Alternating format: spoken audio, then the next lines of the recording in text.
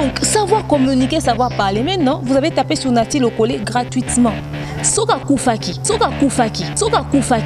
Bolingé Botengo sur le compte du fait que vous vous battez pour l'Est du pays. Vous allez mettre ça sur le compte que vous avez bondé la peau dans votre Est, moi, Est, vous avez violé Bango. Donc, vous vous battez pour des gens qui violent d'autres femmes. Vous vous battez pour des gens qui sont violés à l'Est du pays en violentant vos propres frères sur les rues des Paris. Yoko Tuko, $15 000 d'intérêt, en bon main à Dadi Koutou. Donc, ils ont un problème non té. Dadi a cassé à Béba. $15 mais on n'a pas compris. Sur $15 000, au compte, tu as 1000 et qui est embaumé Dadi. Normal, on l'a corné rapidement, 12 heures. On va y avoir intérêt parce que déjà, on va pour Béba. À sortir. Moutou a koufi na malade à Makasi bon. Pour précipiter dans l'embaumement. Ça l'en peut bien pour et conserver nos autres. La famille de Dadi nous a prouvé que ceux qui m'ont Oliva Tindarambongo, l'opération à Dadi, Bangé va cotiser pour nous sauver via Dadi. Balaki si biso que du vivant de Dadi, Batikala ko linga été, ko estimé été, ko respecté été, et ça sabotage total. Bino bokani c'est que mon wana tinenge yeka $15 000 en ndenge yaki wana. Batinenge ki on bino tout batinenge ki on pour Dadi. Vous pensez que si c'est juste de votre famille, la maman de Denise se serait déplacée. Vous n'avez pas honoré la mémoire de Dadi. Vous n'aimiez pas votre frère. Parce qu'il n'y avait personne parmi vous qui a interdit que désordre et salamé salam. Comment est-ce qu'on peut nous raconter que Nanou, une femme qui prend le dessus sur les hommes, écoutez, il y a les qui les sous. Moi, si on se contrôle, moi, ça gérer $15 000. Moi, si on paye à moi, Ozaki qui choudi à Dadi. Ozaki choudi à Banoko, yango bazoko ko lobelote oza nani. Parce qu'aux yeux humains comme ça, c'est anormal. Et aux yeux spirituels, c'est que Yopino dom ta famille mon bimba. Quand Dadi était malade, quelle démarche as-tu entrepris auprès de ces personnes pour que tu contribuer? Tu n'as rien fait de tel. Ce qui me ba comédien te de basaka lo soani kitina nda kwanati. Kobakisa mikolo na umela na se yambona tuta tolote yambona sala fièvre teo na loboko na yangu ya yango nyose koki ae ae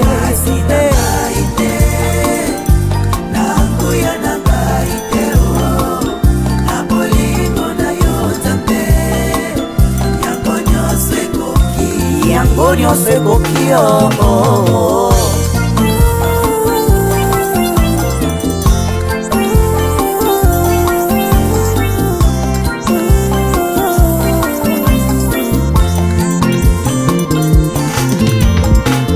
Ona nyoso Ozako salilanga Alleluia Esengo nange komilo yembo Alleluia Na yeko kubisa yo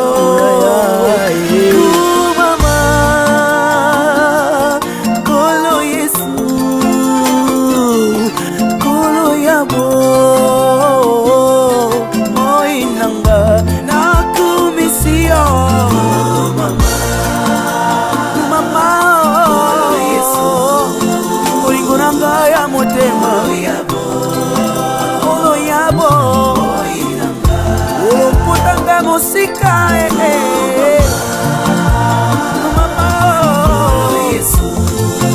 Zambe ya bofole Mobali ya baveve yaya Molingo na yo na motema na ngai Ekosila jamais tant que je vivrai Nakobanda koyembela yo Kokumisa yo Omoi na nga mobimba Na mokilio yo, Yesu nangayo Namoni moto te Oya koka kiko kufela ngaye Bonga na zuwa bobo Ata papa nanga koka kiko sala ngote Mama nanga kuta koboya na ye Oui c'est vrai Yesu wakufela ngaye Opesa nga bobo Yesu na ye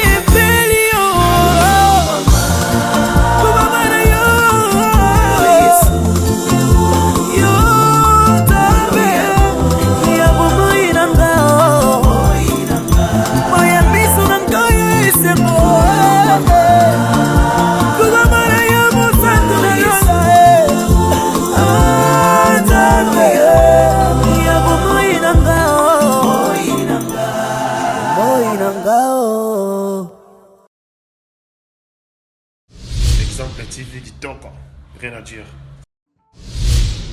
Abonnez-vous massivement sur Exemple TV. Batou bolinga nada, encore commis à 100 périques boy. Faut vous s'abonner. Vous s'abonner à Exemple TV. Ça Exemple TV. Bibo s'abonner belé à la chaîne YouTube. Exemple TV Kitoko, rien à dire. Yaya, Toyo comme exemple à suivre, cette fois-ci Exemple TV.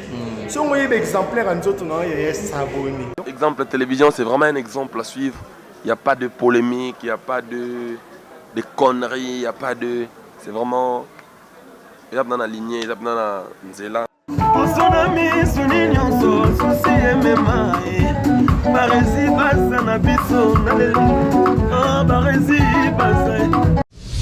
Exemple TV Kitoko, rien à dire. Voilà, grande est ma joie de vous informer encore une fois de plus. Je suis Marizy Baza. Très heureux d'entrer dans vos maisons sans pour autant demander, sans pour autant toquer. C'est avec plaisir que j'ai toujours cette habitude de vous présenter cette émission en direct de Kinshasa, la capitale de la République démocratique du Congo. Merci à Dieu à la prise de vue. Merci à toutes les personnes qui ne cessent jamais de nous prêter leur oreille, de nous prêter leurs attentions sur Exemple Télévision et en vous abonnant massivement sur Exemple TV. Merci beaucoup, bonjour et bonsoir mesdames et messieurs, tout dépend de l'heure à laquelle où vous allez nous capter 5 sur 5 sur Exemple TV. Merci à Yannick Le Chamba qui est mon patron, qui n'est que mon sponsor, mon boss, mon privé partenaire personnel, Motema Clarisse Ganga, Maman Sociale, Maman Africa. Et un grand merci à Julio Monamputu et Gueto Kamazi depuis Montréal, depuis le Canada. Et merci à Malik Arafat, quelle bonne manière. Willy Claude Jama, prêtre, Patoulengo, les charismatiques. Et un grand merci à celui qu'on appelle Bruno Aruna E19, Jérusalem à la merveille. Moi, la mamie, Monica Makambo, merci beaucoup pour les 10 colis.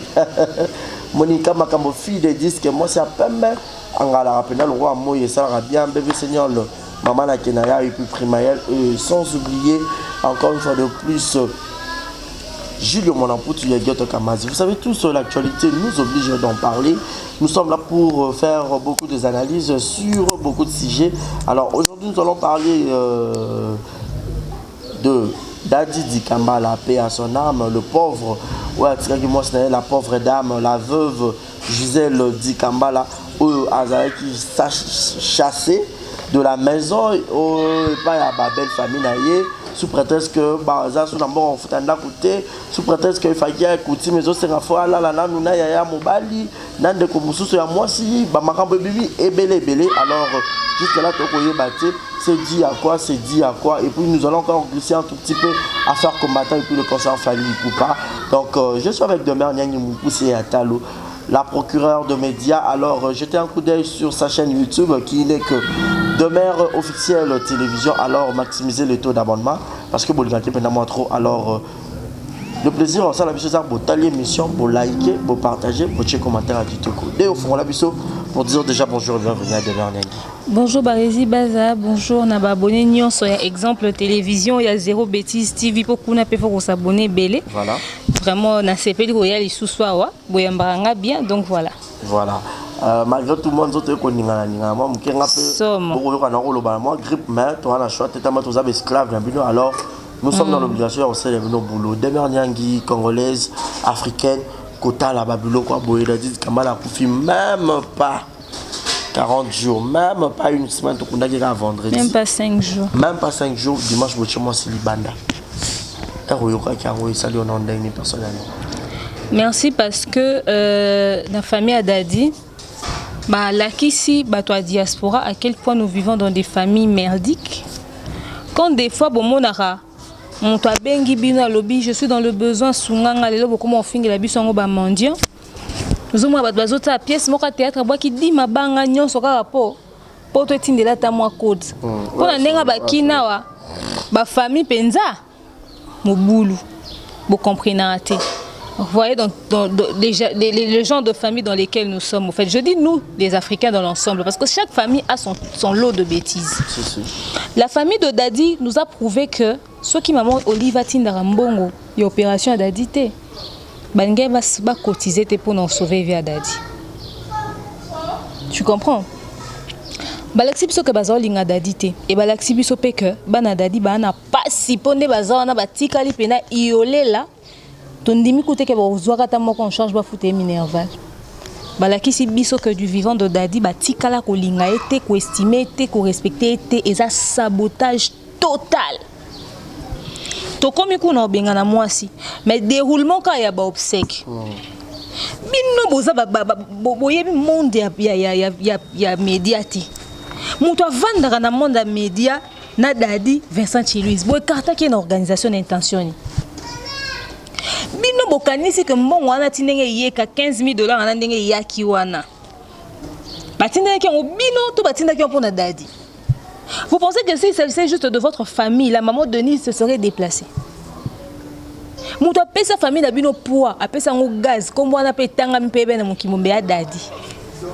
Soki vous avez Dadi di kamba la mona famille, noté toyeba bino poto sana bino ni. Ba famille combien za ba voisine nga na yebi bonté. Donc vous tapez la suna nzia, ta konga pe na bima pété. Deti na so combien de jours na moni ta porte le pangoté. Pour suna vena ndaku na vena ndaku. Donc toyebi bino pona Dadi. Vous n'avez pas honoré la mémoire de Dadi. Vous aimiez pas votre frère. Parce qu'il y avait personne parmi vous qui a interdit que désordre et salam. Comment est-ce qu'on peut nous raconter que Nanou, une femme qui prend le dessus sur les hommes, écoutez, il y a les qui l'issoussou. Dans la famille de ma mère, parce que moi je suis trop famille de ma mère, hein, famille de mon père, vraiment, on n'est pas trop proches. Mais je sais une chose, que même la famille de papa, on a pas basinga de yaya. La famille de maman, na biso. Na ba génération nyons. Bana liboso bazaka bana basi. Netinga naza aîné na génération na biso. Mais je pense que quand c'est une situation comme ça, basi tozonga sima. Mobali ataze aleki, bachake liboso. Yo moi sur ozwa contrôle té. Okoma non dominer ba tout. Tu vas donner ton avis. Tu auras une parole à émettre. Ba obengo yaya eli kambweza boy. Mais yo tango zoloba mi bali ndefo bazala. Yo moi si ozwi contrôle, moi ça gérer $15,000. Moi si on paye à moi na yango ozaki kinchudi ya Dadi. Ozaki kinchudi ya banoko yango bazoko ko lobelo te oza nani. Parce que aux yeux humains comme ça c'est anormal et aux yeux spirituels. C'est que yo peno dom ta famille mobimba. Ça paraît pas logique. Ça ne paraît pas logique. Une fille qui a dominé toute une famille et personne n'a le courage de parler. Jusque-là, on ne voit pas quelqu'un de la famille qui dit « Oh, toloba ki tosa ki benga nenoko ». Comme aux autres, nanou, nanou, nanou. Quand Dadi était malade, quelle démarche as-tu entrepris auprès de ces personnes pour que bayo contribuer? Tu n'as rien fait de tel. Ce qui mbele ba comédien te, de ba saka loso ani kiti nanda kwanati. De ba $15,000 kitité. Mais boké lettre Dadi lamba dongi koki était. Bokom nantina niveau na ndeni. Mobile ya mère avait ba solution à l'accès que lamba na TV à elle Dadi. Biso soto se peine honte parce que lamba mo wey yo koko l'accès on a médiaté. Mais fait bolet cette wanati. Ba bi fin de femme la tiki wana. Ba la tiki ngo hein. Oh famille Sonia. Mais moi non famille boité. To bomba banzala na biso ko. To bomba pasi na biso. Ngana yebi mama yeki na biso zako loba. Faut za mobola tete. C'est-à-dire qu'on a nzalo vandi maquillage ote zipi nzala no nyonso. Charisme belé muto moko parce que singa nonde to za boneti na boso na mpia ka mutondima. Ndoza boso za mpia ka mutondima. Muto moko a santé. Ba je to sala be mission bo to sene mission to kufi na koloba melem soupe to za keta na different na maboko. C'est ça. Ki mobola tete mais bino bola ki sibiso nzala na bino taka bokezo mbongo ebembe. Bochi on a compte bloqué. Quelle idée! Mais c'est sorti d'où cette idée-là? Mon amatangue zambonga au jour le jour. Non, est-ce qu'à la mobile peut-être depuis la coaching en balle peut-être il y a pas ça ban peut-être il y a déjà confiné que moi Miki on est route que la paix gros sauver la grosse maman. On a préféré protocole à maman de ya maman Olive. Maman Denise Olive bisanga parce que maman Olive oh tiens maman Jelouane botamboane bozawana bosaba démarche. Tu vois, Congolais linga va traiter le roi moi Miki. On vous laisse gérer les choses. Vous prenez les gens du théâtre qui ont fait que bon on a coûté à beauté on en pembe. Parce que il a journée on écrit moi mbutu ils que famille balo veuillez m'excuser famille balobi boluki ba biso ba comédien boluki la biso kaka esika ya roler la Dadi. Wa ba nani bo qui décidé Dadi ne vous appartenait plus. Dadi était une personne publique. Il me bima qui a laissé non jusqu'à ce que comme un stade et tout. Peut-être ba comédien peut baloba il me kana na ninga pe akanda batali oh. Azamo on a bien biologiquement mais artistiquement azape ndeko na biso faut bo associer dans que ezapo bazana mbongo so bazana lote bange basundulela ba comédien bemba Dadi C'est parce qu'ils avaient l'argent qu'ils ont eu le courage de se prononcer. Est-ce que les contributions vont payer ça qui pour avant même bon au Taliban il faut minimum en famille pour contribuer quand on le ben cause à coaching en bas la Denise minimum fait besoin non bon kunande on a bino c'est que bonye boke kunda dadi ka les mêmes jours boke ne ka bon on a c'est que mabaya c'est que ça coaching en mobile parce que nandimite ka ça mobile so ça coaching en mobile n'était ça coaching en nani ba noko bo batami na simana nous tonene pour nga nazo trouvant illogique. Alors biso ko toyebi na kala moi mke so azolo ba devant bakolo ba bera kendoki. C'est ça, moi mke ko décision devant bakolo te pour moi na mke ya mwasi. Tolobi te que basi bazali lobate aussi toloba parité, nous avons tous droit à la parole. Mais il y a de ces choses qui se passent dans nos coutumes qui demandent que les femmes s'asseyent, que les hommes parlent. C'est ça. Que les femmes s'asseyent, que les hommes parlent. On n'a pas toujours droit à la parole dans tout. Et ça a raté l'okuta.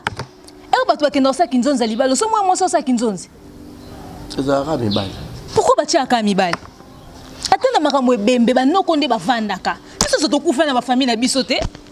Bote ya biso nini? Atoza mwana liboso ya mwasi, mais chef de famille ba tia kaka mibali. Ata famille na matriarcat ba tia kaka mibali ne ba loba liboso. Allez, non seulement ça, yoko tuko $15,000 d'intérêt no amboma ya dadi kutu. Donc ezaki no problème no te.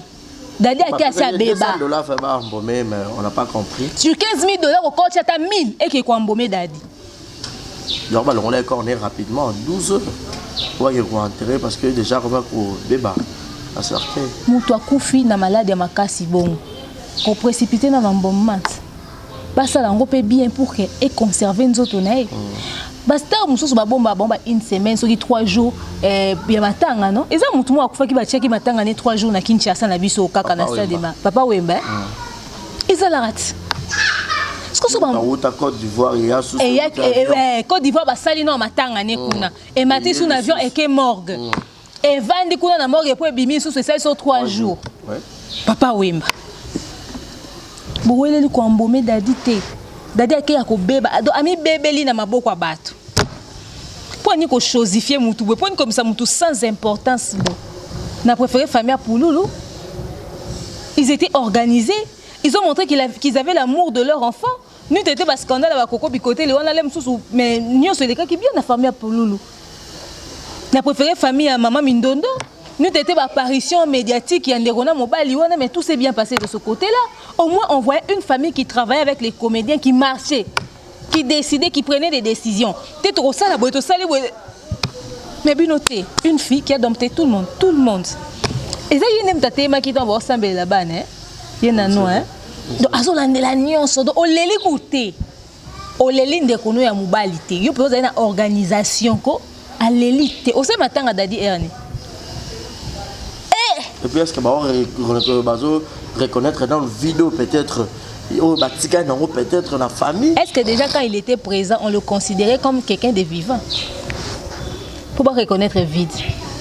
Peut-être pour eux, Dadi n'était déjà plus là. Peut-être qu'ils ne le calculaient plus. Pourquoi? Parce que vous avez votre frère qui est mort, vous vous comportez comme si de rien n'était. On dit que à fait bémener ça 40 jours dans la morgue. Ça n'a pas de sens. Ça n'a aucun sens. Vous vous êtes très mal comporté. Pour couronner le tout, on arrive et si kakor on va là jusqu'à 11h, aucune organisation. Chapelle ardente est zadée. Catafalque est zadée. Botier est l'autre côté. Allez, un peu boyer botier on dit à moi il y a bébé. Dadi mon tour la dadi au bat bakoye belé au sa tour il y a cercueil.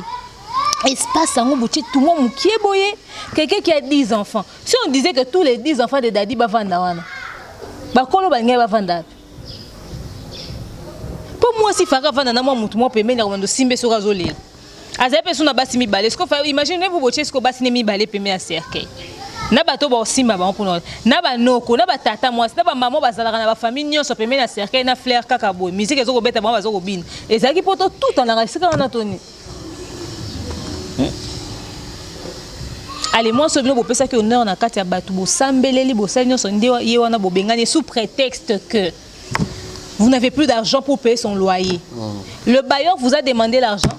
Après l'enterrement de Dadi, c'est le bailleur qui vous a demandé de le faire sortir de la maison. Et ça, moi, c'est un monde écoute à Bimaka Kei. Non, non, Bimate. Non, c'est nous clairement zanda qu'on a binoté. ezanda ku mobali nanga ndo dans le sens que mobali a ça suspect mobali azate ezanda ku nanga na mobali nanga so mobali nanga azate ngandi na oyeba ndeni na se débrouiller est-ce que ba benga bon ba ko futa ndaku ni bino boza bandani bolongola bandaku na bino boyo benga na mutu na ndaku na ye bobi misina tumo basani na mwasaka loso na mwa carton soso na bopesa ki wana biloko nyonso mama Olive yaki na wana nde botikeli mutu abokolela bino bana seke famille na bazui biloko mama Olive tikaka na yoko yaka suna babilo na matanga te koyaka nango sute comme ça soki bato bakufi bakundi bo obengi mama ya bana wana osali bon ata ba vivre frais moi si nyonso ya veuve nyonso ya mutu théâtre akomata na moi vivre frais na coin du quartier kopesa bango sute ba famille olokoso eleki yango de vos vivants mes frères comédiens bon ça va testament couvrez vos femmes bon c'est un mariage civil ya robatama si vous n'avez pas l'argent de faire un grand mariage faites au moins un mariage civil ya skits kaka pour protéger basina bino parce qu'on a ba famille lo lengo yo tabilo ba pesi na nyoso mama Olive kiti na mutuka ata biso batokene kinga kati tozo biloko leka wana tozo biloko leka wana bon monsieur peut-être baliaki déjà na monsieur baliaki ba privilégié na ba longola ya bana bato bayaka na matanga kolia kotonda ezaka moi lo moka ya matanga pe liaka loso na Thompson te na matanga ezaka ndeni tobimaki biso to comment na matanga na Kinshasa ko bakosa bino te matanga eza dépense les gens ne s'assoient plus au lieu du deuil baliaka wana baliaka non et comme kaka lamuki na tongo okeyo sali makamno nyonso oyo zonga na poko na moi lipa na saki na moi manteka no pembeni okomiliela na yo po yo lelisa baninga baza na pasi yo osenga bango su baliesa yo te et comme bongo biso so to kufela na ba famille na biso sko bino moko bakolo matanga nde ota te bato balali balali si biso on est Alexis journée ah bolambi mo fufu mo ya bato kaka bazai wana na moi vite fait balié bo sokoli basani poka ba oboya na pokwa ba se sentir choqué te et na pokwa on a bossé l'état mo semblé à café mo boya mwindu kaka moi li pakanga journée bo kaboli eteni et leki na plateau ozazui ya skit kaka symbolique et mutu nyonso oya ko lala na matanga yebike femme matin moi carton à Lipton moi paquet moi sachet sukali eza bongo te tout kufela na ba famille na biso ko bomisa so bazoba te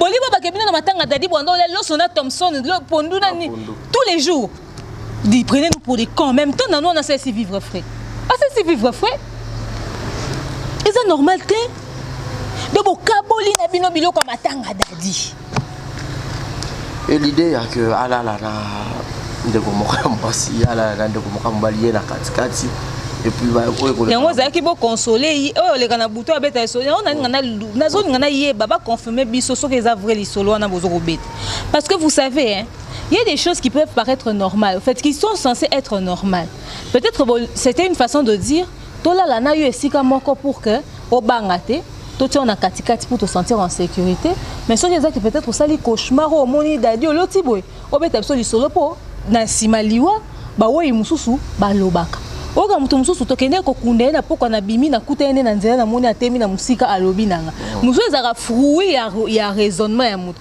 peut-être c'était une façon de dire les mususu dadi alobi likam ortina message mais la manière de transmettre cette information là a paru bizarre déjà que vous êtes comporté bizarrement durant tout le deuil mais moi je ne vais pas accepter ça moi nananga na rotiketa là na katikati ba seme qui n'a mis balé et puis vous n'êtes pas obligé de lui mettre au milieu de vous. Dites, on dort ensemble. Maintenant, il y a mobile, il y a moi, c'était. Vous voyez, il y a des choses que l'on ne fait pas. Aux yeux humains, comme ça paraît mais ridicule. Mais qui là, non? Les Arabes, on va continuer, surtout au Congo. Ah, na ba Congo, ninga na muyombe. Na muyombe. Na yoka biloko bongote. Moi, j'ai jamais entendu ça. Même chez les Louba dans la famille de ma mère, j'ai jamais entendu ça. Na yoki yango na famille Adadi. Tozo sambela, ils ont brisé babikila mususu. C'est vrai que la coutume, on la change pas totalement. Il y a des choses peut-être qu'on fait toujours. On est la cérémonie, on le voit que kosokola mutu peut-être on va te faire une prière et tout, mais il y a des familles où bah ça les prière mais bango moko tambo kenda côté, bon ça ba cérémonie na bango. Tu vois? Ezala nango. Mais il y a des manières de faire passer le message. Les mères les arabato babali bango légalement peut-être. Oui. Il y a des babala qui montrent légalement. Bon, légalement, c'est là tu parles de l'État. Mais le mariage qui est reconnu au peu faut passer la cérémonie de la coutumièrement. Bah il paraît que bon mon connaît bande bazaro va dire tika lo bala ta mon côté. Après finalement aucun enfin écoutez, on s'en fiche mais vous aviez pas à dire à cette dame là bolani chambre moko. Mais c'était votre coutume. yango to yango bande ko mibali ozo kotsa mwasi na famille na yo tuna ka famille na yo déjà na famille na biso so mobali akufeli mwasi ezarandeni oyebi déjà que mwasi na so akufi na famille osenga bo déjà de ton vivant oboyeli yango mwasi na yo bitenga mwasi na bosele babiloko wana te ya ba famille nyonso faut reposer ba question pour famille aboy et bon ba famille mususu ezara que so ya akufi okoma na leki on dirait que ça bongo ba famille mususu ezala bongo tu vois ba famille mususu ezara bongo famille na famille ana coutume nango yango faut oyebe sika nini yokota mais les choses ont changé la vie a changé. Nous ne sommes plus à l'époque de toutes ces choses. On connaît Dieu, on prie. Évitez-nous de tels scandales. Et surtout quand c'est médiatisé, ça paraît bizarre. Vous pensez que Daddy est le seul comédien qui est mort qui a laissé une femme? Les autres comédiens, sans souci, mais comment est-ce qu'ils ont géré ces choses? Comment est-ce qu'ils ont géré ces choses? Vous vous êtes comportés comme des irresponsables. Et médiatiser tout cela paraît bizarre. Ça paraît bizarre. Ce sont des choses à revoir.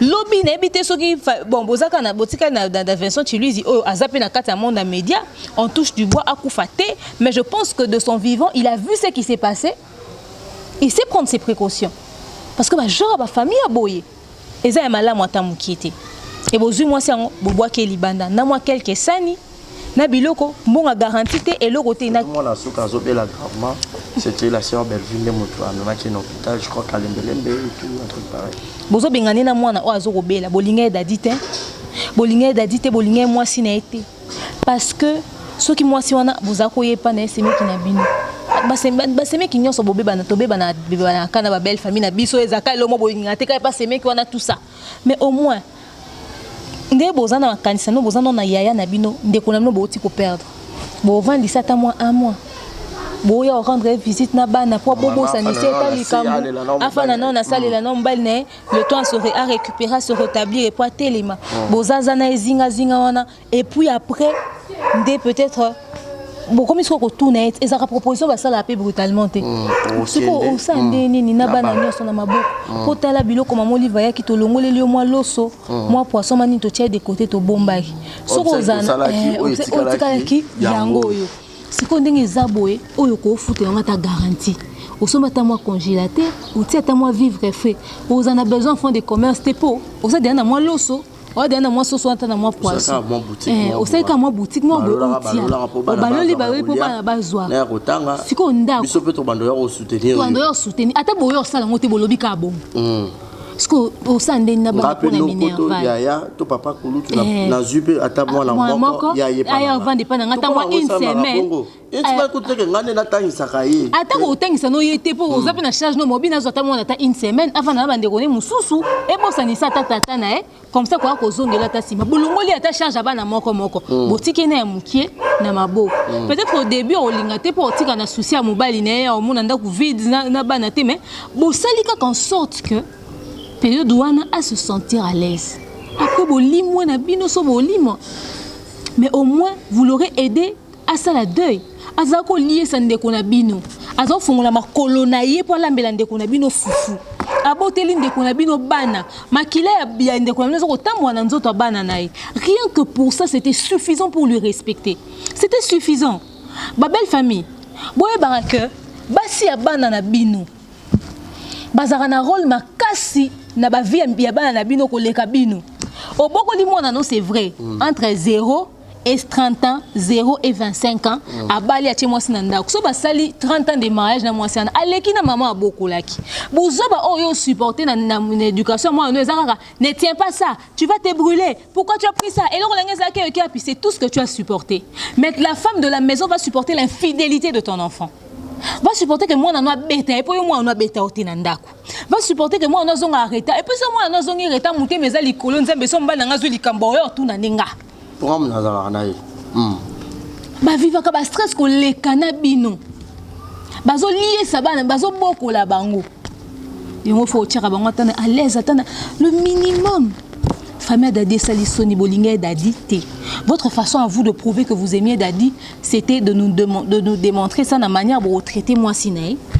Ce qui moi vous traiter c'est que bana on a beaucoup qui pas et Nico moi c'est que ça mi sokola sozo za ba sokolo mi sokola zo maina savon mi nika luka pasteur basambelela yo eni Bakatalia je t'aime. Bakatalia je t'aime eni sambelaka nzambe loba nakutana na dadi azali mobali malamu mpona ngai nalingaki ye tozalaki bien.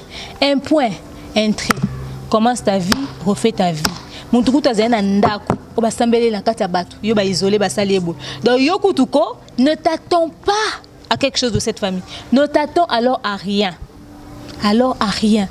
Bana nyonso botika na bana maboko adadi. Oyo balisa mwana muto liboso. Bo bengi famille tata babo raté. Ba yo lia mpe baliaka mbangwa pona libala. Ba ça peut facture ma munene. Batangi ça peut bana. Batangi si pe bana te. Mais facture biso ndeso pe boy mo pe balie pe mwana. Balia mo pe mwana. Bakange peta mabota. Moi ke abala nzi maluba biso batata na été. Mais dès leur vivant bossa rani. Ta ba famille.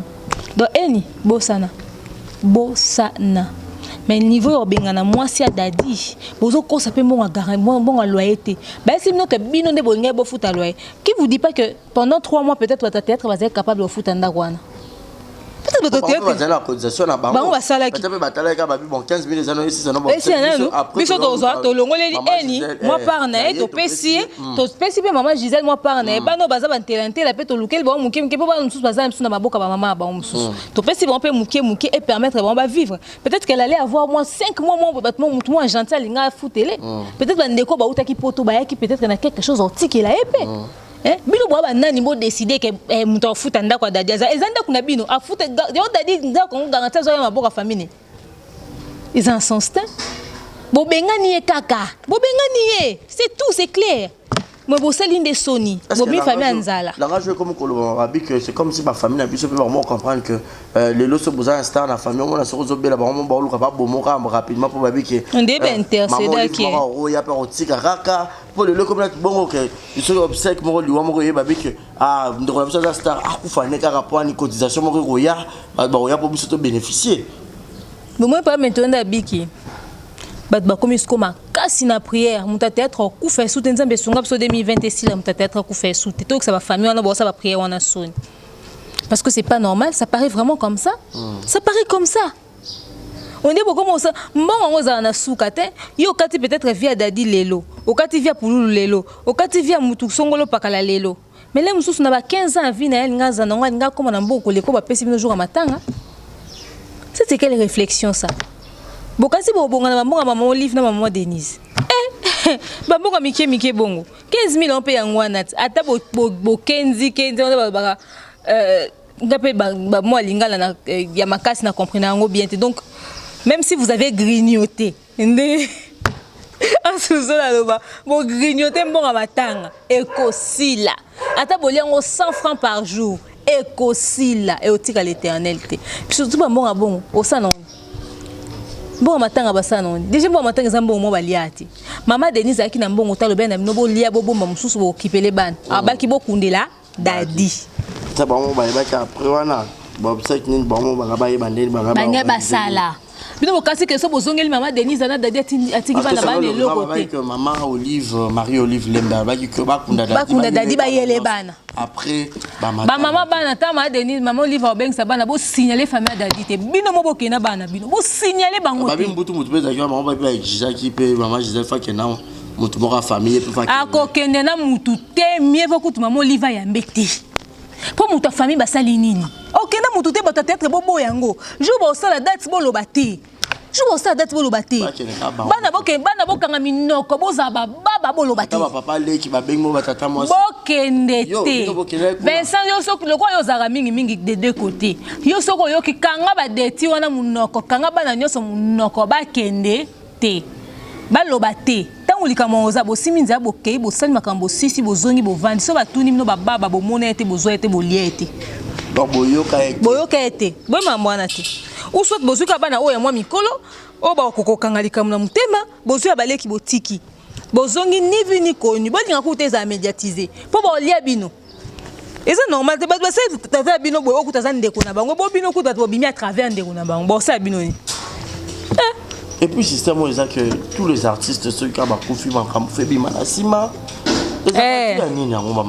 ba famille na biso ka to na vie on est au tambola boy toi na ba makam na biso nde toza boy toi na makam na biso ba réseau za likamnonga na likamnanga nde biso pe to loba boy toza so ba parfaite toi na moi bangi sous roche na biso c'est ça voyez ezobima na sima baliwa na biso mais c'est à nos familles de savoir gérer vous pensez que toutes les personnes ba okufa bazali na makambu te mais ndeni ba famille na bango et gérer kiango voyez mais moi ya mo way ba protéger ka yango kaka Sko bino ba comédie botikali. Bo corriger nde siko ba vie na bino pour que lobiso bo kufi.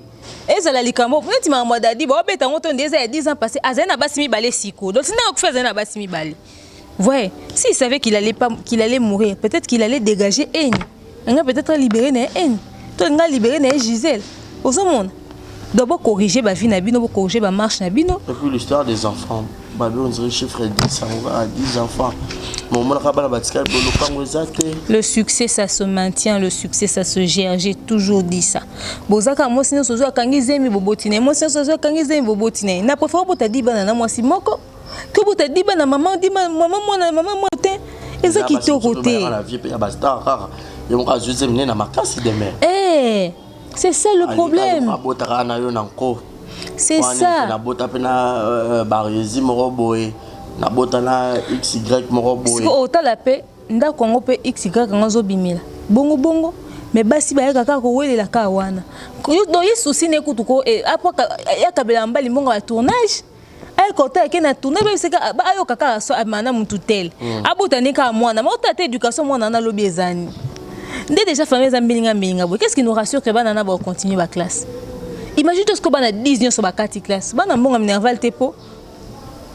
Et si quand nous t'offrons un nerveux zate, maman Olive va quand même pas prendre 10 enfants de Dadi Dikambal en charge. Elle a aussi ses histoires à faire. Elle a bien ma campagne, bah salipé école, il y a orphelin, il y a comédien. Ouais. Donc c'est mettre des gens dans des problèmes en fait. Et les comédiens qui ont aussi leur lot des problèmes vont commencer à culpabiliser comme on a ah bana Dadi Tandi ba komi niveau d'études des zate. Voilà, merci beaucoup de Guy. Un mot en gros au Kiko le Bela Batunion sur Bordeaux, peut-être le Bakuyako, cette partie, il y a Dadi Dikambal avant tout, Baksama Moké, le Kamboya, combattant, on est pas au bête à bande de Bapandi Sango, Bondi Penza, on sentit le courage, je frappe, Koubaya Bongo, et puis on a un combattant, pas continuer car la menace, et tout le monde, Bakati Pensundoule, Namikili a poté à Rolobaker. Bah incendie bah ça là qui on a la garde de Lyon et Salim Beba gouvernement français bah tombo qui bah bi aucun cancer et on va rejouer sous na niveau ya Europe wana. Déjà na sengi na bande konyo sur exemple la télévision boya ebelé na demeure officielle boya ko s'abonner penza mingi sur demeure officielle pour na sara ba analyse à chaque fois qu'il y a quelque chose na zanga raté en tout cas sur le ekoti to lobeli boya ebelé na demeure officielle c'est ma chaîne. Pour finir, Rolanda partie Oyo Dadi Dikambala, on parle des artistes parce que ce sont des personnes connues. Et il y a mais pato boza connu to bolanda biso dans vos vies aussi vous avez peut-être ce genre de problème. Vous êtes aussi certainement dans ce genre de famille. Vous avez aussi certainement ce genre de vie, c'est-à-dire diba na maman moi donc vous avez aussi ça. Yango wana na bino bozo rolanda biso. Tirez quelque chose de ce que nous disons dans nos émissions. Regardez comment est-ce que Soukeli Dadi, vous aussi corrigez-vous dans vos vies. Parce qu'on n'a pas besoin d'avoir un lot de délinquants ou des enfants de la rue ou des enfants abandonnés très élevés dans notre communauté. Ça fait encore des problèmes. Voilà pourquoi aujourd'hui on a 1001 Koulouna. On ne sait pas arrêter ce phénomène. Pourquoi? Parce qu'un enfant abandonné n'a pas de solution à se retrouver dans la rue. Et tant on se retrouver dans la rue, et quand vous avez 10 papas irresponsables comme ça, il y aura donc 10 enfants ou 20 enfants irresponsables, venus des parents irresponsables dans la rue, ça nous fait 20 Koulouna. Et s'il y a 30 parents comme ça, et s'il y a 40 parents comme ça, c'est toute une armée de Koulouna. On va arrêter ça comment? Donc on sera en train de régler des problèmes et des problèmes et des problèmes. Nous tous, nous sommes responsables de ce qui se passe dans nos vies. Voilà pourquoi je dis que ce problème de Dadi est connu, parce que c'est une personne publique, mais dans la vie privée, total, surtout dans la planification familiale, nombre ya bana, na étali éducation ya bana, na étali ba famille. Ce que ba famille na biso bato to le karata na moi etando ikeboye. Bo sunga biso bo fingi sa biso te. Importance na biso na ba famille bo mona ngote. Bon, yoko to comment ça émission internet. On a ma kamunini wana. Eh, yango bazo benga no ba chronifuati. Eh, vous nous prenez comme théâtre ezarana ko ne lokotin, théâtre ezarana quand de bono mona ga dadi comme ta théâtre, ko ndi mate ke banga ba kita nombre nyoso ba saka lo sona pour na dadi. 15 000 $ ana nyoso pour na dadi. Donc il y a des gens qui nous voient de loin, qui nous respectent pour ce que nous sommes. Voilà. Donc faites semblant de nous honorer aux yeux des autres. N'attendez pas notre mort, même pendant notre vivant, boyende toza boy. Bo pesa rabiso yango, bo randa rabiso ascenseur wana, bo négliger rabiso te. Et surtout to koufi, bo sa rabiso sonité. S'il vous plaît, on vous le demande. Toroza na bambeba na biso, na ba fayi na biso, mais bo sunga biso que maramba bo eko marate. Donc voilà. OK. Tout côté le solo ya Kubao ya Nati Lokole et puis concert à Fali, nanenge ba combattant ça qui m'a désordre, bâti, incendie, tumbi kota gabion ils ont quelques mètres là merci hôtel encore arena donc et puis c'est pas c'est petit mbutu tu as un pandéra juste dans le bon auto clôturer émission na biso. Félicitations à Fali Ipupa, il a réussi son pari, il avait dit il va jouer, il a joué à Bengisi Bandeko wa koka ko Bengisa Bandeko wa Pandisango. Ba honorer biso na présence na bango kuna ba sepe musa na bango malamu. Les retours liés au concert sont positifs, mais les retours liés à la manifestation qui a été interdite par la préfecture, il y a Mboka wana, il y a France, il y a Paris, et qui respecté dès que les biso ba scandale au tozanango, les autres moni ba ivoirien ba fingi biso po ba na kanda ndenge ba tumba ki drapeau na bango.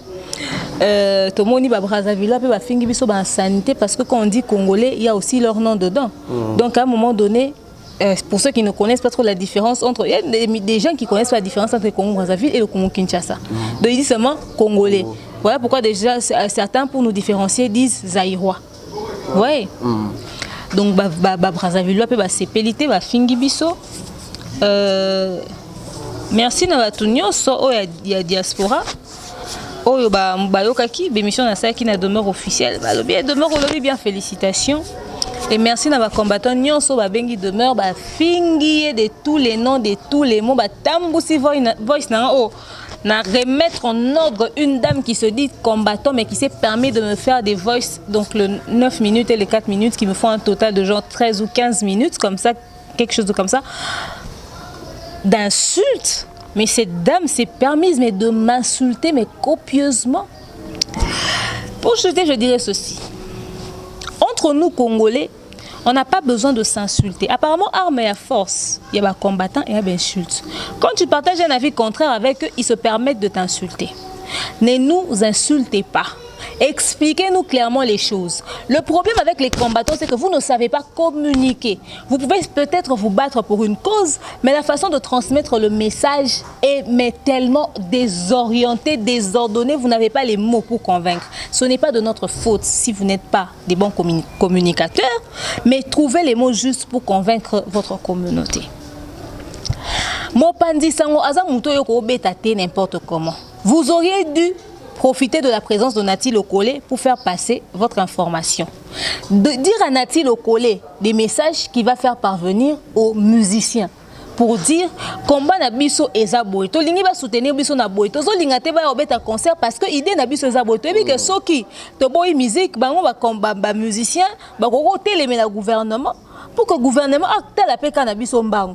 Yango tozo utiliser bango. Ba pesa biso opportunité to solo la na bango parce que c'est vous qui avez besoin des musiciens. Ils n'ont pas besoin de vous. Ils en ont mais rien à foutre. Ils ont eu peut-être besoin de vous voir sur Paris parce que vous êtes en train de vous battre pour une cause. Par respect pour ce que vous faites, ils viennent vous voir. Mais après, ils n'ont rien à foutre avec vous. Ils sont devenus ce qu'ils sont devenus par rapport à leur travail. Ils n'ont pas besoin de combattants. Oui, donc savoir communiquer, savoir parler. Maintenant, vous avez tapé sur Nati Lokole gratuitement. Soka Koufaki. Bolingé Botengo sur le compte du fait que vous vous battez pour l'Est du pays. Vous allez mettre ça sur le compte que Bozako Bundela pour n'abattre Est et moi, Est vous violer Bango. Donc vous vous battez pour des gens qui violent d'autres femmes. Enfin, vous vous battez pour des gens qui sont violés à l'Est du pays en violentant vos propres frères sur les rues de Paris. Vous vous battez pour les dames qu'on viole à l'Est du pays en tapant sur vos propres sœurs, vos propres enfants sur les rues de Paris. Donc vous avez reproduit exactement ce qui se passe à l'Est du pays. Et avec ça, vous voulez qu'on soutienne votre combat. Mais à quel moment vous pensez qu'on est des cons? À quel moment? Et quand on vous dit les choses comme ça, vous venez nous menacer, vous venez nous insulter. Donc, tout ce cabino, bosala obolingi, bobino ne va pas nous monopole, il y a amour, il y a mboka. Vous pensez que vous aimez ce pays mieux que les autres? Bino ne boana droit à l'obakebo bunde la mboka bisoté. Parce qu'on se tait, Barési, les gens pensent qu'on se bat pas pour ce pays. Parce qu'on a Kinshasa, ils pensent qu'on est dans la misère, on est Timor Wabisinga, aux hommes et la main à salité, à pompe, aux autres aux utiliser moins $1 le jour. Je ne vais pas faire ma publicité ici, hein. Mais le Congolais qui va vous dire qu'il vit avec moins $1 le jour, c'est Gaza Penzako. Je vous dis, niveau et misère, les choses coûtent cher ici. Les choses coûtent cher, le taux du dollar a augmenté. On ne vit pas avec moins $1, c'est impossible. Moins $1, c'est une question de maille. Imagine. Quand on m'a été, moi j'ai bidon ils ont $1. Et moi j'ai bidon ils ont $1. Moi écoute tout imaginez. On vit dans la pauvreté, ça c'est vrai. Vous la diaspora vous nous aidez beaucoup, on va jamais le nier. Mais que les problèmes qui se passent entre nous Congolais, tous en a courage à revendre et à rediscuter. Nous on n'a pas besoin de vous les combattants, vous avez besoin de nous. Bino ne boza combat, bino ne faut pas expliquer biso combat na biso zaboy, objectif na biso zaboy, planning na biso zaboy, tozo planifier bo. Alors on va expliquer biso, nde biso to rose. Mais bino bozo ko expliquer biso te me bolingi te biso to loba. Vous vous êtes battus pour que Fally ne joue pas. Sous prétexte qu'il a été s'occuper avec l'ancien président, il est avec l'actuel président, il est avec Fayoulou, etc., etc. Vous avez dit tout ce que vous avez dit, on vous croit. Vous avez tout fait pour que Fally ne joue pas, il a joué. Mais j'aimerais qu'on se réveille un moment. Au niveau musique, il y a un le Congolais n'a pas été connu par les politiciens ou les combattants. Le Congo a été connu par la musique. Identité na biso et la musique. Si vous empêchez la musique et bêta, nous perdons notre identité dans le monde. Alors vous permettre que la culture et biso évoluer. On ne va pas empêcher un secteur de notre pays évoluer à cause de votre combat. Au contraire, utilisez les musiciens en votre faveur. Si vous avez un message en véhiculé, si vous avez un mur, publier yango. Ça les libino ba vidéo. Sunga bino. Na mur a fallu so un message à combattant. Combien de communautés au la biso? Le message sera même très bien capté. Très bien capté. Bon, quand ils sont investis et tout ça. Ce Fally qui part à l'est du pays, vous le faites ça. Mais allez taper Gims aussi. Empêcher Gims de prester. Gims se promène avec notre identité. Gims est congolais. Si demain on le chasse de là où il vit là-bas au Maroc, on le chasse en France, il reviendra ici chez nous. Ils doivent s'impliquer dans Marambozo ou les Kanambo Kanabiso. Ils ne peuvent pas rester là. Ils ont l'identité congolaise et tout. Ils sont les fils de Juna Dianana. Ils sont là tranquilles et tout. Pendant ce temps, vous violenter les gens qui veulent faire leur travail tranquillement. Il fallait vivre en ablette, cochonner, empêcher bon travail. Regardez ce qui s'est passé en Côte d'Ivoire. Comment il s'appelait? DJ Arafat. Il n'était pas aimé de tous les Ivoiriens. Il y avait de ceux qui le clashaient, de ceux qui l'insultaient, qui le traitaient d'impoli, qui le traitaient de tous les noms. C'est quand il est mort qu'ils ont compris qu'ils ont perdu quelqu'un. Regardez comment on a fait les obsèques de DJ Arafat. Aujourd'hui, les Ivoiriens pleurent DJ Arafat. Hors de son vivant, beaucoup ne l'ont pas donné cette importance-là. Même ceux qui ne l'aimaient pas, ceux qui l'ont lynché, ceux qui l'ont clashé dessus, se sont déplacés pour venir vers lui. Ils ont regretté l'acte qu'ils ont posé, au point d'aller le déterrer. C'est vrai que l'acte était vraiment violent, mais s'ils l'ont fait, c'est parce qu'ils n'en revenaient pas. Ceux qui l'aimaient avaient envie de se rassurer. Vous attendez la mort de Fally pour réaliser qu'on a un grand nom dans notre pays? Vous avez vu comment est-ce qu'on a pleuré Papa Wemba dans le monde? Apprenons à protéger nos musiciens. Apprenons à protéger nos musiciens, s'il vous plaît. Si c'est pour l'Est du pays que vous vous battez, mais venez ici à Kinshasa, allons rendre visite aux amis de Beni. Moi, j'ai fait une collecte de fonds pour les amis de Beni. Moi, je sais ce qui se passe à l'Est de mon pays. Voilà pourquoi je vous dis que les amis de Beni n'ont pas besoin de voir des Congolais se battre entre eux pour trouver des solutions pour eux. Ils ont par contre besoin de voir des Congolais unis au solution pour l'Est du pays. Ils ont besoin de contribution à bino bakanga ki bino bolo bana batu vérité que vous fouti ba man avant obima. Tant vous fouti ba man bon on a beaucoup continué on a STT. Vraiment. Bon on a beaucoup continué on a STT. Jusqu'où et comment est-ce que vous voulez qu'on vous explique que vous vous êtes mal comporté? Les Ivoiriens qui nous ont insultés, les Brazzavilleux qui nous ont insultés, vous avez raison, vous êtes énervés. Les Brazzavilleux, votre raison, c'est que, voilà, on a tous le même nom, voilà, on fait salir votre réputation, vous avez raison. Les Ivoiriens, on vous demande pardon, Yako, parce qu'on a brûlé votre drapeau. Ça ne se fait pas. Alors, pas du tout. Juste ce qu'on vous demanderait, c'est de vous adresser aux combattants en disant, les combattants, vous ne pouvez pas faire ça, vous les insultez eux. Mais quand vous insultez tous les Congolais, ceux qui n'ont rien fait vont se sentir vexés, voudront réagir. Voilà. On n'a pas besoin d'avoir ce problème entre nous. Les Ivoiriens, vous savez, on vient souvent chez vous, on vient jouer chez vous. La Côte d'Ivoire, c'est comme le Congo. On est devenu une famille. Il ne faudrait pas que nos relations s'effritent à cause de ce petit problème. C'est vrai, c'est grave, brûler un drapeau. On vous demande pardon. Nos frères se sont mal comportés, nous sommes d'accord avec vous. C'est la colère, c'est le fruit de... Vous savez, vous aussi, à un moment donné, vous avez été en colère, vous avez aussi brûlé des choses. On sait. On est africains, on sait tout ce qui se passe ailleurs. Prenons pas ça à cœur. Laissons passer. Et ça, problème est commis. Total à lobby, total à moine à cœur. Fallait au bêta le 29 février. Le 29 mars. À Londres, courage à lui qui continue son travail. Les gens qui prennent ça pour ceux qui passent au salle, ceux qui peinent, il y a des forces, ceux qui n'habitent, il est musicien. Il a toujours fait 1001 concerts par an. Donc laissez-lui faire son travail tranquillement. Il n'est en rien responsable de ce qui se passe à l'est du pays. Il n'est même pas politicien. Il traîne avec les Rwandais, etc. etc. Fally Ipupa n'est pas ministre de l'Intérieur, il n'est pas Premier ministre, il n'a aucun bien du pays qui va vendre au Rwanda. Il n'a rien qui va vendre au Burundi, rien que sa musique. Et il traîne avec Motindelinga Foto, Rwanda. C'est tout à fait normal. Fally Ipupa être un artiste musicien. Il ne va pas rencontrer quelqu'un qui lui dit artiste musicien, qu'on prenne en photo. Il dit non. À un moment donné. Tu es de quelle nationalité? Tu es de quelle nationalité? Ou même si il y a une nationalité, on voit pour un musicien. Bravo. Il n'appartient plus qu'à nous. Il appartient à l'international. Voilà. Tout tenir, regarder. C'est à lui de gérer ses relations. Et puis ces relations, ça ne nous engage en rien. Il fait ses relations avec qui il veut. C'est à nous de protéger nos frères.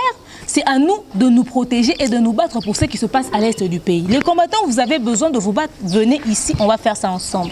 Donc c'est le message que j'avais à vous passer. Ça ne sert à rien de nous appeler pour nous insulter, de nous dire tout ce que vous voulez. Et ça ne sert à rien de taper sur nos frères.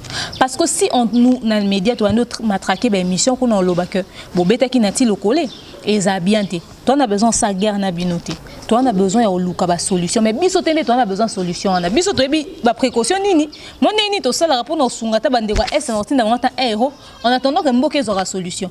Bino boza bato bozo linga makambo ça manamo rapidité. Alors expliquez-nous les choses en faisant des vidéoconférences, en faisant des interviews, mais en nous parlant, pas en insultant. N'insulte oyo kate. Nga oyo benga nga finginga non se comporter na ye on dit to ça sko. Guerre des forces. Voilà. Donc voilà. Merci. Et bah voice nanga nyonso boyo qui est international. Mon toi tindeli bino wana parce que moi je sais que j'ai envoyé les voices de la dame et la réponse que je lui ai donnée parce que ce voice là c'est je me suis adressée à une personne. Donc à la personne qui m'a insultée. Donc quand j'ai envoyé le voice de la dame, j'ai envoyé aussi mon voice à mon répertoire. Donc, moi si wana ozo tinde la bino ba voice wana. Atinde la bino na ben surtout à finanga. D'ailleurs, je pense que je suis restée polie parce que je n'ai même pas touché les autres points en 14 minutes na wana salaki, il y a ben surtout à salaki. Respectez-nous. Le respect, ça se mérite. Donc à l'instant où tu me respectes pas, je vais t'aider. Moi malheureusement, je ne sais pas insulter, mais je vais te remettre à ta place poliment. Donc je ne permettrai pas que quelqu'un qui ne me connaît pas se permettre de m'insulter sous prétexte que vous comprenez peut-être vous vivre dans nzala kutu biso kutu on a besoin de nationalité à français to kena bino abi soki bozana ba nationalité na bino bokena biso pas été bo tiki biso mais soki bozana besoin biso nyonso to sangana to bundela mboka parlez-nous poliment s'il vous plaît, on n'est pas vos enfants. Le respect c'est réciproque, c'est le seul message que j'avais à nous passer, donc voilà. Merci beaucoup de Merniani Mokoussi Atalo. J'espère bien que cette émission vous a plu massivement. Alors, une manière donc de nous soutenir est que de vous abonner ici massivement et de liker massivement cette émission et puis de partager massivement encore une fois de plus cette émission. Merci de Meur d'avoir disponibilisé votre temps. Nous sommes arrivés à la fin. Quelques dédicaces et puis un mot de la fin pour l'émission d'aujourd'hui.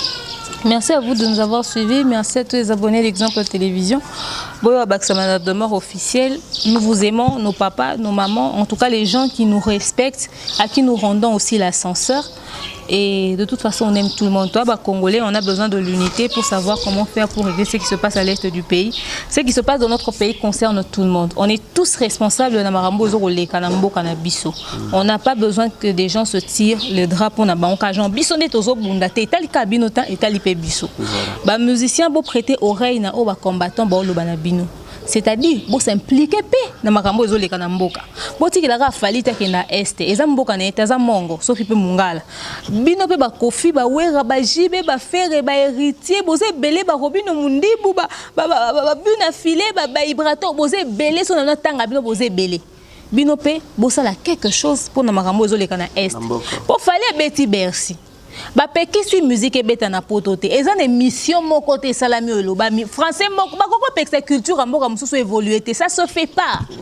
On n'a pas interdit ça. Ça n'existe pas cette émission. Au contraire, on a dit la cellule des s'occuper des criminels, d'après ce que Marine Le Pen a écrit, la cellule des criminels qui ont opéré sur les rues de Paris, allez faire votre combat chez vous. Ça c'est ce qu'on a dit, c'est ce que nous tous on a lu. Mais oh, cette histoire de Bapekicité.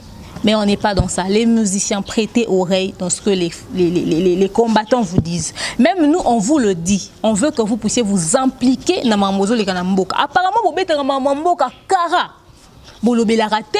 Mais ce que les gens ont la moto, la campagne politique, le corps aussi caché dans le salle. Mais tu l'as vu sur ta photo, ta maman est violée pour dire non à la violence faite à la femme. On a besoin de ça. Les mamans musiciennes, les mamans tchalamouana, les mamans biliabel, les tout ça là, les lorettes, la perle, les nanani, faites quelque chose, mais impliquez-vous. Parce que demain, on ne sera pas là pour vous défendre, comme on est en train de le dire. On vous défend parce que les combattants se sont mal comportés. Nous, ça, on ne serait pas peut-être en train de vous défendre, mais on vous demande de vous impliquer. Donc voilà, merci beaucoup, on vous aime beaucoup. Voilà, merci beaucoup de Merniangui. Ce n'est fini pour aujourd'hui, je suis de la mise internet. Je dis un grand merci à Malolo, Maloris, la Congolaise. Pourquoi pas penser à Gilles Monamputu et Keto Kamazi depuis Montréal, depuis le Canada. Un grand merci au couple d'Ake Kenzamote Majina Wajina Mona Yolo Mona Dallas. Jules Zamunda, Motemaya Julia, Welo, on dirait qu'il y avait la natte. Et puis comme ça, je salue mon vieux Modeste. Hein, Modeste, vieux Nara Modeste, depuis quelque part, je dois vraiment lire très bien ce nom. Voilà, commandant Modeste Biapamba. Voilà, commandant Modeste Biapamba, le mari de Jenny à Comastri, 2 fois par an français. Donc, commandant Modeste Biapamba, le mari de Jenny à Comastri, 2 fois par an français. Donc, bientôt là, je serai avec vous un de ces 4 matins. Merci beaucoup déjà pour le matériel. Encore une fois de plus, pour Exemple Télévision, cela me fait énormément plaisir, cela me fait énormément du bien. Une manière de nous soutenir, soutenez-nous avec vos prières, vos conseils, avec vos suggestions, avec vos appels, vos encouragements surtout. Alors, vous avez besoin de publicité de tous vos produits, alors n'hésitez pas. Une seule adresse où votre publicité sera vraiment suivi partout dans le monde. Contactez le numéro qui est affiché au bas de vos écrans. Appelez-nous pour la publicité de différents produits, de vos différents produits. Cabello, de l'eau à boire, boisson, lotion, quoi que ce soit, appelez-nous. Alors nous vous serons reconnaissants de nous avoir choisis. Bye bye et restez branchés sur nos antennes. Résume à la présentation, comme invité ou analyste d'aujourd'hui, c'était de Merniangui. Avec lui, nous allons essayer de parler de tout sauf rien. Alors, si Dieu ne revenait pas aujourd'hui, retrouvons-nous la semaine dernière avec 1 ou 2 ou 3, 4, 5 invités. Bye bye et portez-vous bien et bonne suite de programme sur nos antennes. Bye.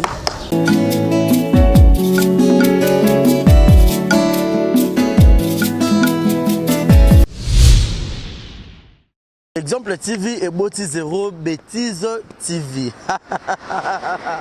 Fidèle amis internautes, ba maman, ba papa, ba tantine, ba yaya, ba Rési Baza, monsieur le journaliste Nabino Naye Lisusu. Quand vous pouvez faire confiance dans Exemple Télévision, vous pouvez faire confiance dans Zéro Bêtise TV. Est-ce que vous avez bien?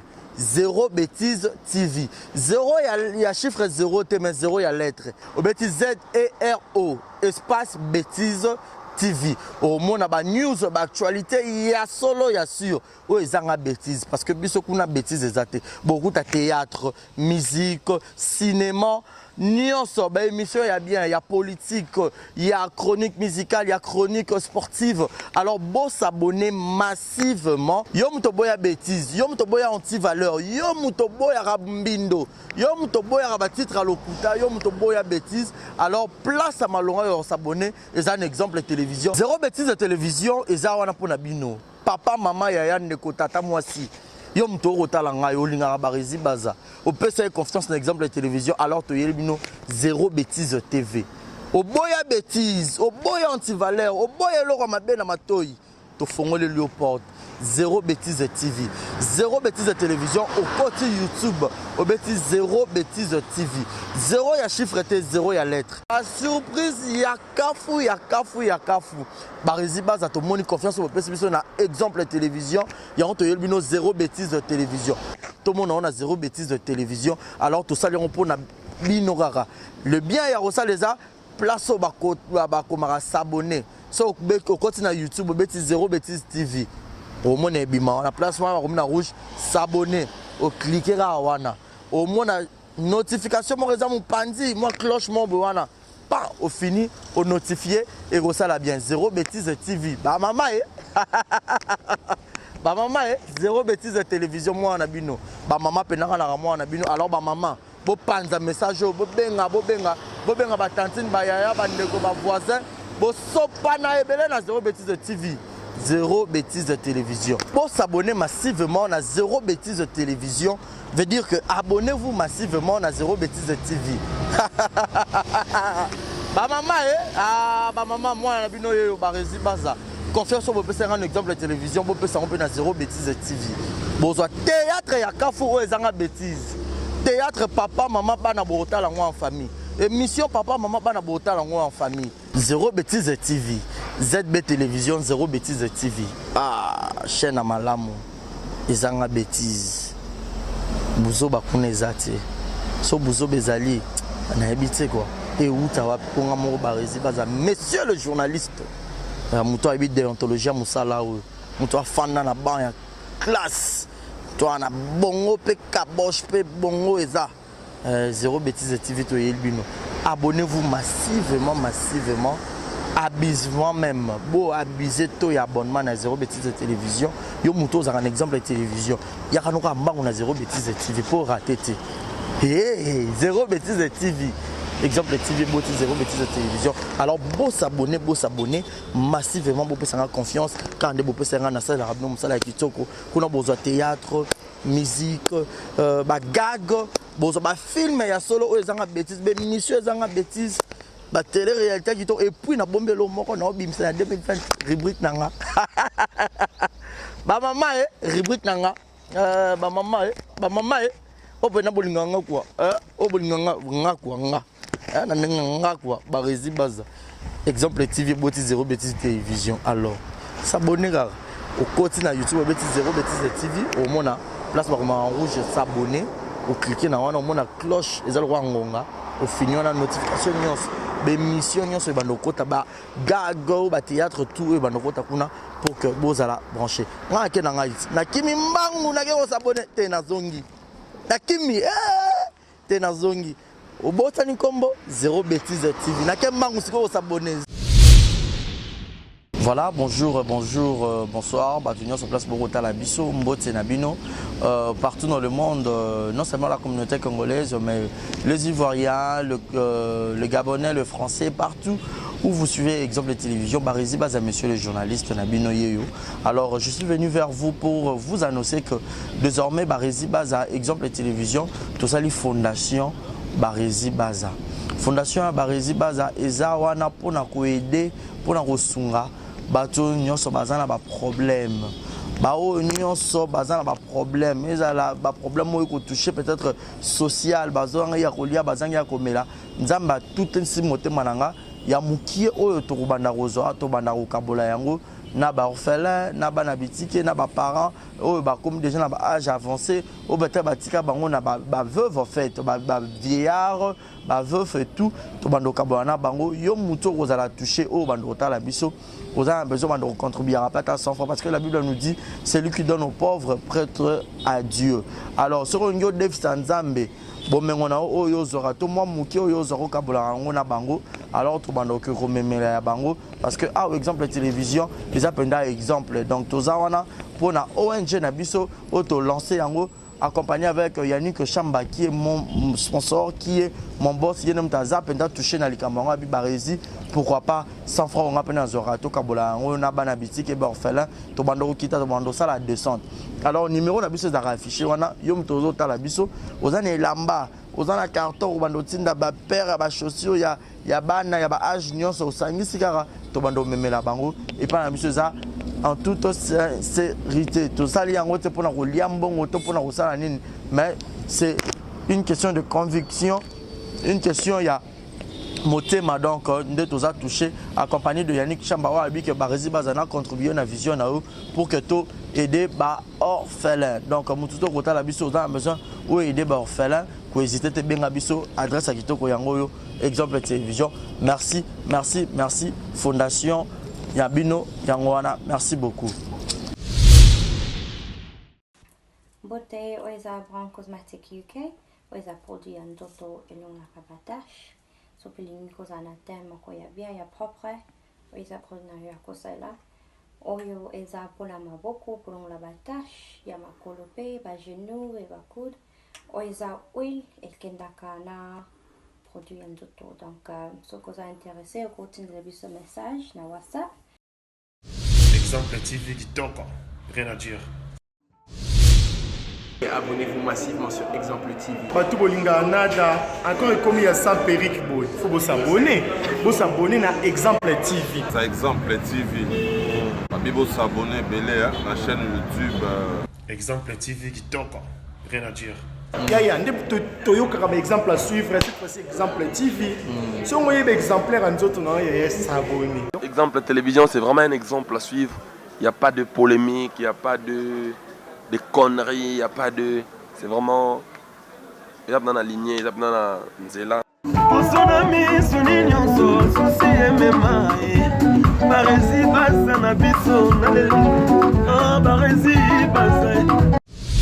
Exemple TV qui toque, rien à dire.